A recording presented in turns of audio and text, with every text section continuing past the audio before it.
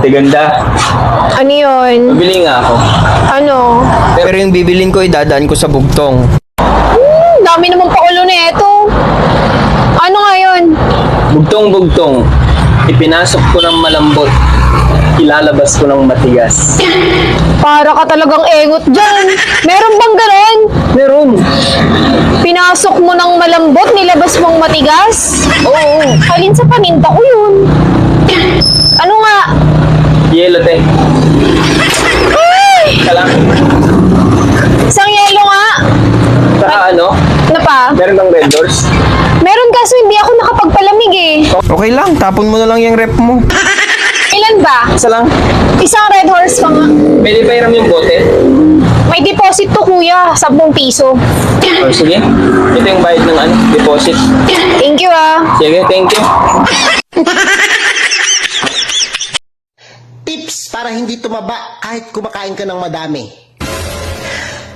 Hala, naniwala. Walang ganon, bubo.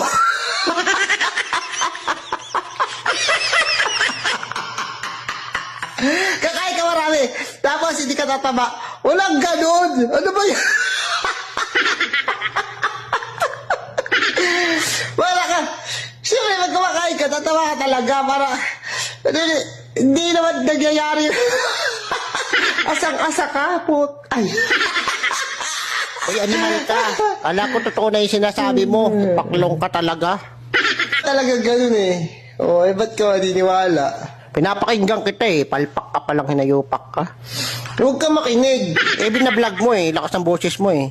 Uy, vlog ko to eh. Vlog mo nga, pero niluluko mo yung mga tao. Pati ako. Hindi ko niloloko, inaano ko lang. Sinasabi ko lang na walang ganun. Wala naman talagang ganun eh. Eh, wag ka mag-vlog-vlog ng ganyan. Nakakaloko ka eh. Huwag ka makialam dito. Pansin. O, itigil mo kasi mga ganyan. Pansin ko. Tabi dyan, hindi ka akong kausap ko. Walang away-away, mati-mati tayo! Hindi tataba. Pa kumakain, loko. Huwag ka kumain para hindi ka tumaba, ganun. Ubo.